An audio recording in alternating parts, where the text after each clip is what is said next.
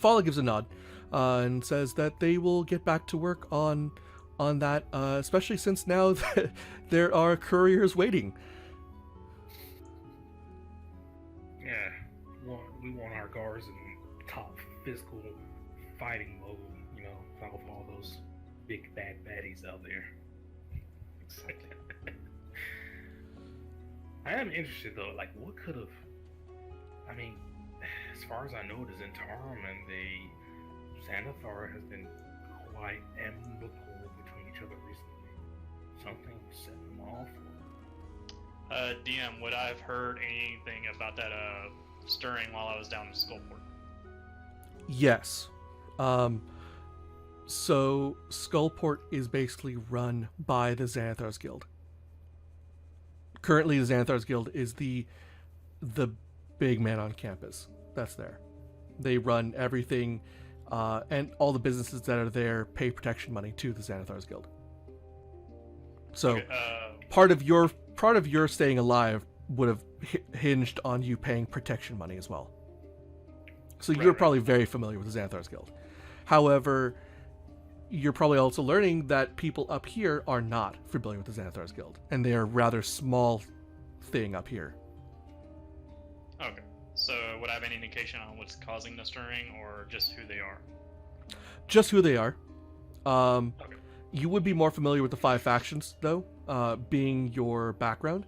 You would definitely be more familiarized with the 5 factions and what they do here in the city, especially. Okay. So I guess whatever misgivings are happening, the Xanathar are definitely not someone we should take lightly. So wherever ground we do tread, we should tread very carefully. So they should remain neutral as possible. Probably. Until we have a better idea of what exactly we may or may be up against if we do get involved. But I would definitely exercise caution here. Wise words have never been said, more said, but wise words have been said before. So, you know what? Who came up with that saying? Wise words have never been said. I believe it is wiser. Wiser words have never been said. Wiser Exactly. words. Confident that it's wiser. Wouldn't wise people in the past have said wiser words than the previous person?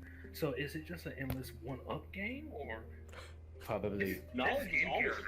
Is this in character or out of character? I'm not sure. I just realized that too, actually. Knowledge is always. Wise speeches. I can't. this is where common is confusing? Words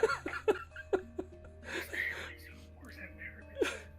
I realized that was in character, and I was like, oh, That's what I thought as well. But then you butt in. yeah, my bad. I guess, we'll never know on that one. Yeah, it But I doesn't just matter right now. suppose we should definitely help your friend out with his request. But I'm going to assume that you would want to pick up your other friend, Fergal, was it? Before we went on this? Yeah, let's check on the cobbler. Maybe he's done I don't know, maybe his brains fell out from listening to Morgan. What was that guy's name? Speaking of the cobbler, Morgan? so Fergal, you have approached the table with a very boisterous, loud, possibly intoxicated young girl in a bear cowl. Just based on how she looks very thin, but she is covered head to toe in hides and furs, mostly mismatched. So there's pieces of leather attached to pieces of heavy fur, and there seems to be no rhyme or reason to it. Even her hands are covered in or her wrists are basically covered in these large furry cuffs. With her hands mostly exposed. It looks as if at one point she had on some leather gloves, but just due to wear and tear, her fingers are now poking out of them. You can see that her fingers are pretty dirty and dingy. It doesn't look like she washes very often. But underneath the scruff and the bear cowl that she wears that looks a bit too big for her, is she's you'd guess she's probably like an older teen human, give or take. And she looks as if she has strangely foreign features. Her eyes are a little bit more slanted, and her hair is a bit darker and finer. I don't know how well traveled is Fergal. Fairly well travelled. I don't think you'd be too foreign. Okay. So then Fergal might know that she has a lot of the features of the nomads that live up north.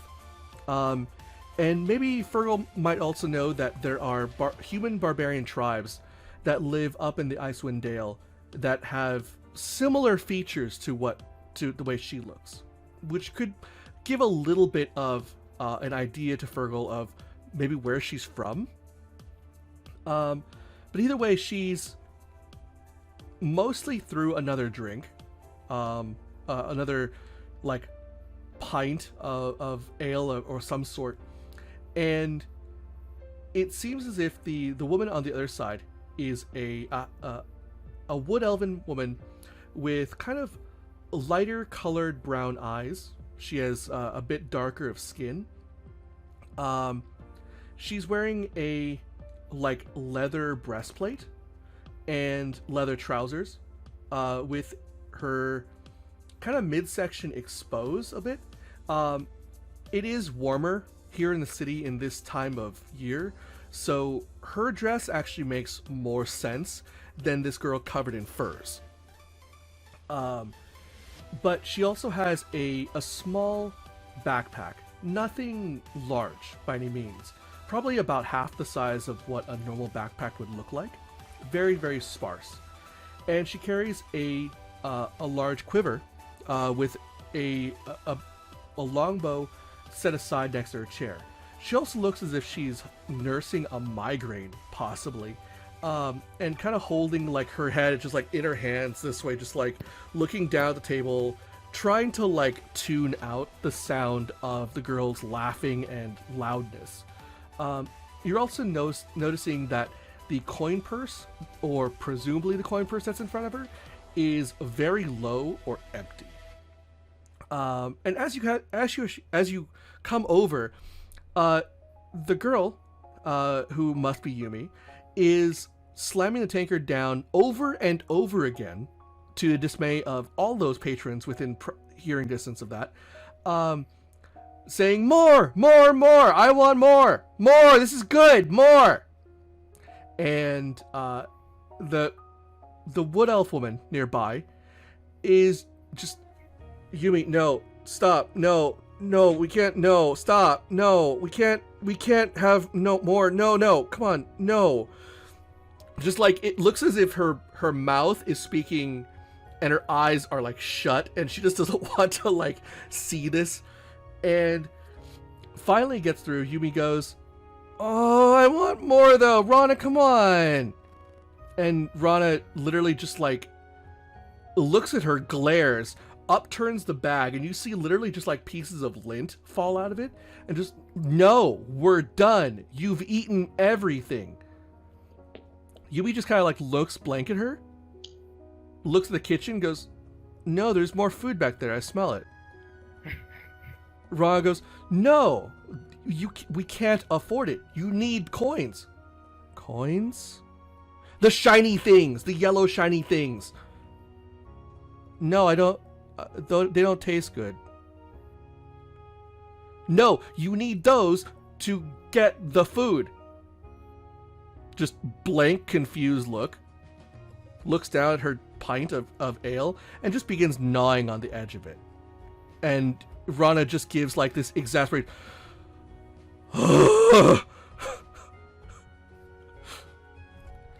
"What are you doing, Fergal? I will wait for the bonnie and say, "Tap the glass for the young lass," and introduce myself. Okay. "To meet you, Virgil here. Called her by name and the trade."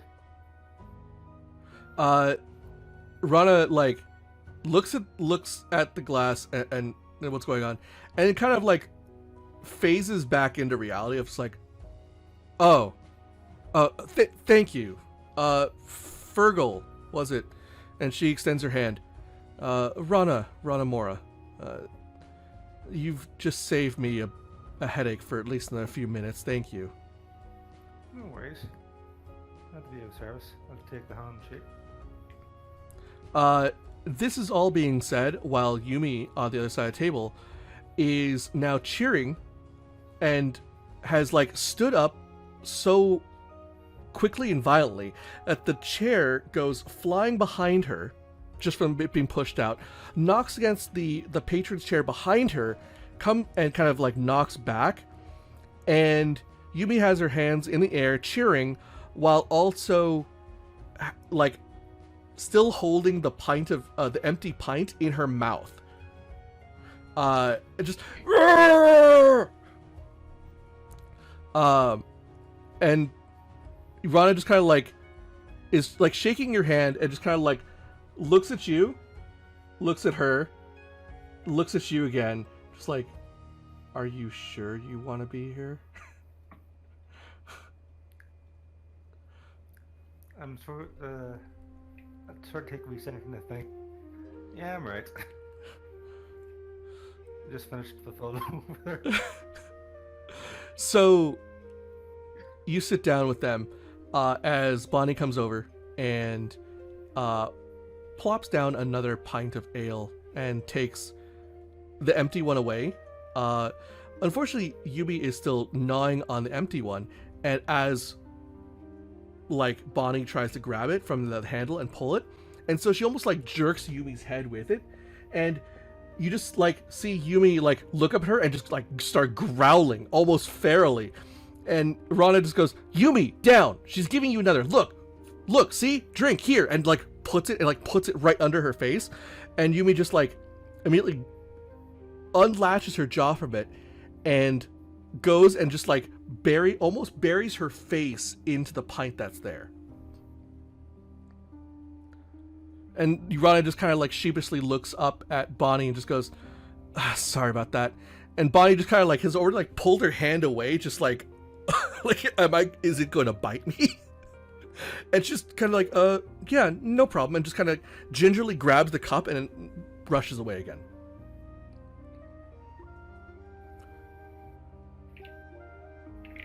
So what do you're sitting down now, the class has been filled at least. It looks as if the feral little human is placated for the moment. So what are you discussing with Rana? I don't think he's there. I think he's frozen. Oh no, did he freeze? Yeah, he's been sitting there with a slight grin and like squinted eyes for like 30 seconds. Oh, there he There goes. you He's go. reconnecting. There you go. He's welcome back. He's trying. He's trying to reconnect. So, He's while this suddenly conversation is going on with Fergal and Rana, I guess the rest of you guys would finally walk in. So this group of the five plus the glitched out half orc behind you is skating in. Still T-post. With the wine still pouring in a loop. Yeah, just in a loop, just like a broken GIF. So you guys are walking in, and you now see your friend Fergal is talking with these two very strange characters at the table. I wonder if he's trying to hire them because they seem somewhat like the mercenary type. I mean, yeah, with the get up, furs, one has got a bow. I'm not thinking about it, she's a wood elf. Yeah, they're pretty good at crack shots. They really are. Quick question: is Shannon Company still in there? So if you look up at the top, yes, you can actually see that it looks as if the two guards are still there at the top, and you can see that Shan and the larger man is up there. Okay. I just want to know if they're still there in case they do notice me at some point during this endeavor. Oh, also, I did get his name. It was, it is Wolfram. Is that something that we know? Oh, I had it down as Wilhelm. Harpatkin, I believe he introduced himself to you last week, right? Right. So that was something that at least you would know. Okay. Would he be someone that I would recognize or no? Yes, he would be someone you recognize. In fact, he was probably your instructor for self-defense, or the various things that nobles will learn involving weapons and such. Okay, cool.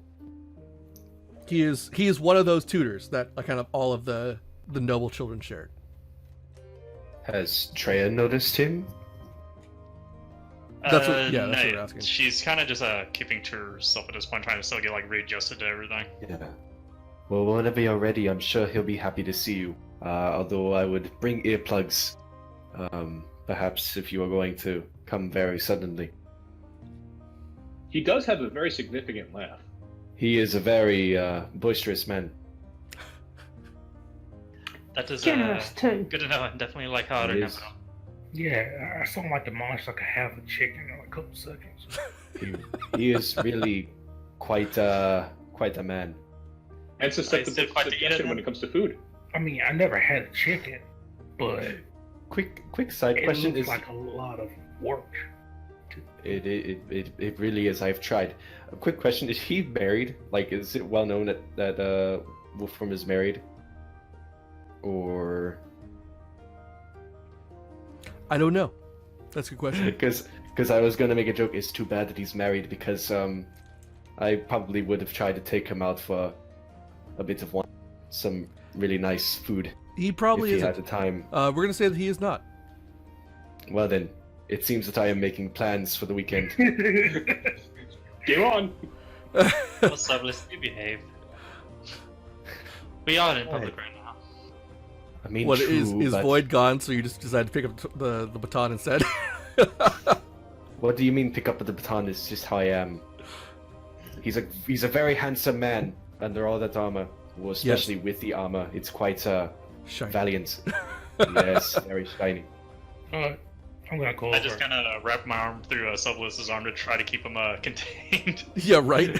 Sublis pretends like he's trying to fight against it in claw way.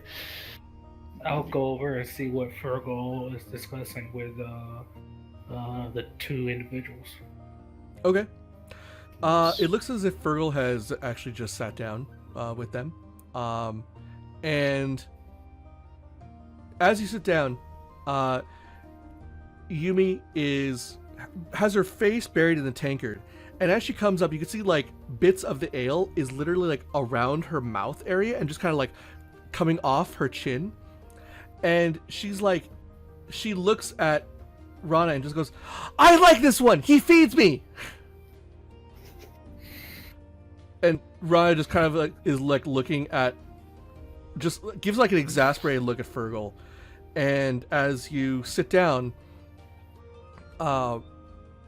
she kind of looks to you, just, "Yes, something I can do for you?"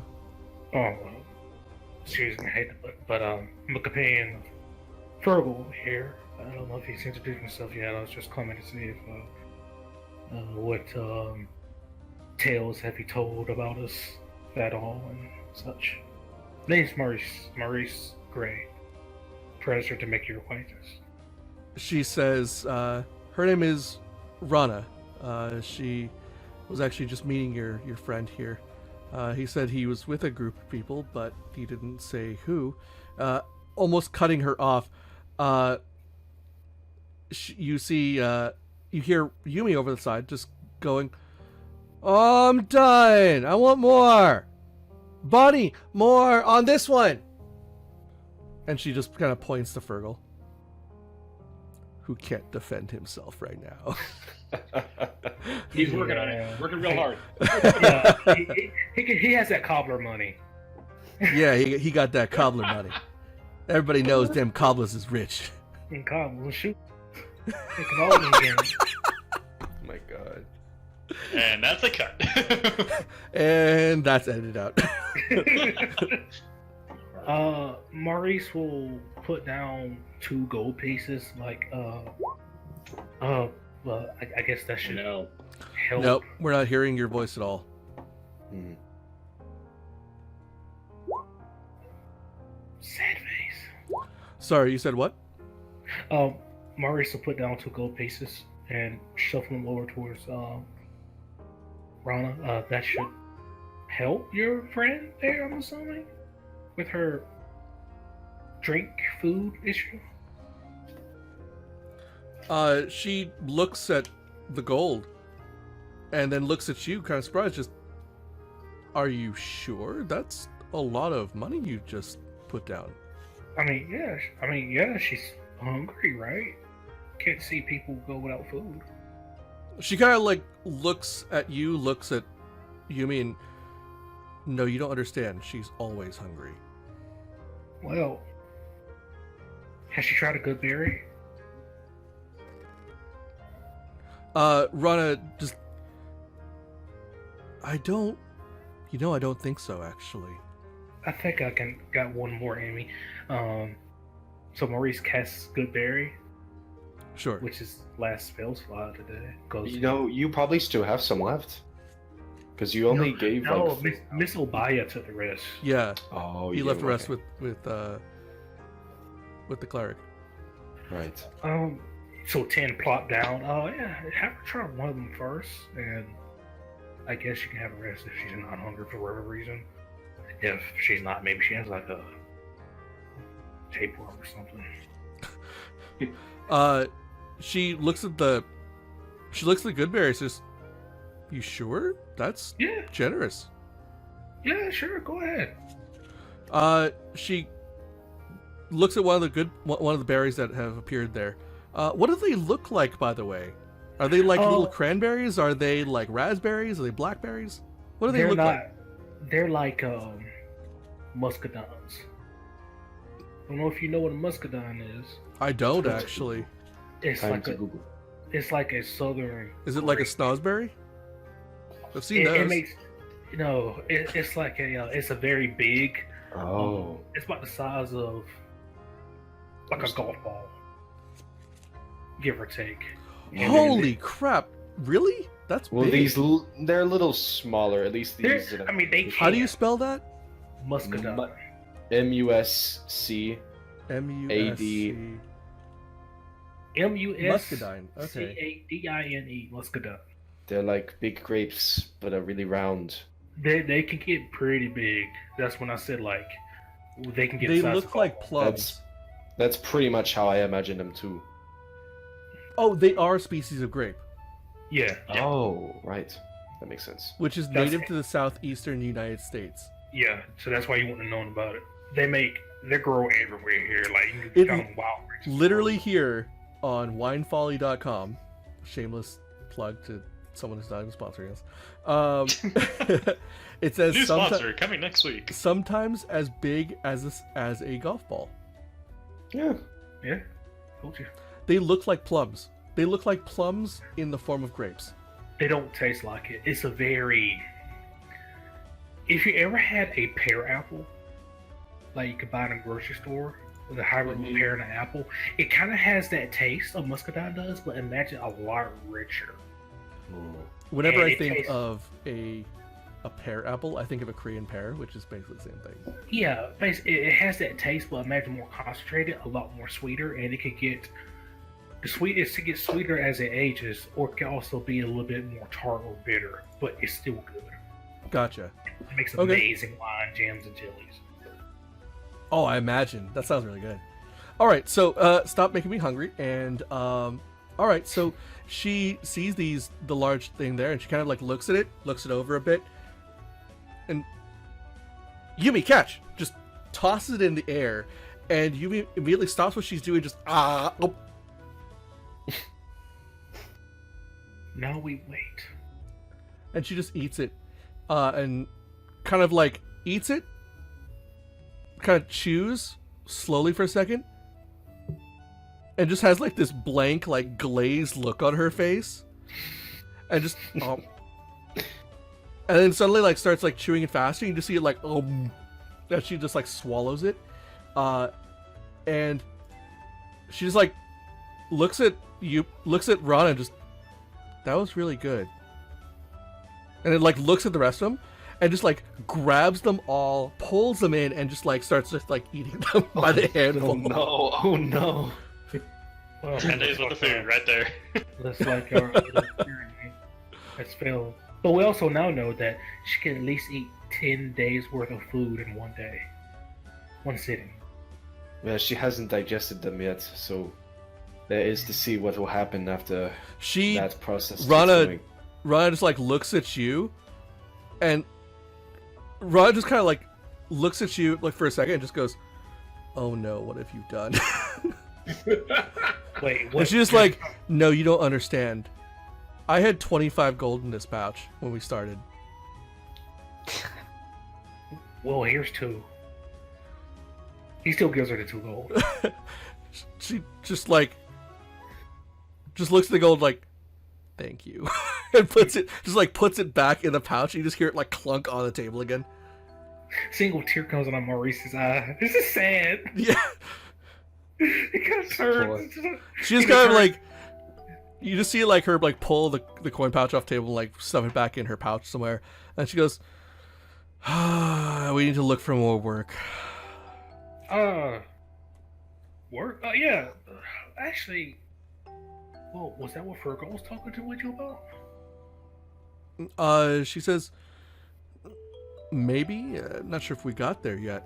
She says they were actually only here for a short break that turned less short, but well, we were actually on our way to go to the notice board and find some work for ourselves. That's in the dog ward, correct? She says, no, the one in the castle ward. The one in the dock ward recently got taken down. Dang it. We was headed out to the dock ward anyway. I had to fill a order for my master at the shop. Seawater that's not from the shore, a little further out, and they needed fish scales. So it's just been more convenient. But yeah, we wouldn't mind. She says, what, you're collecting materials? Yes.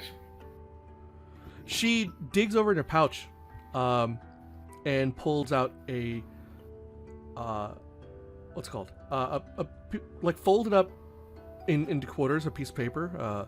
And it looks like it has like a tear on top where it's probably pulled off of the notice board, in fact. And she says, well, I did come across this. It's not really our speed, though I thought it'd be easy, but it's surprisingly hard to find what it's looking for.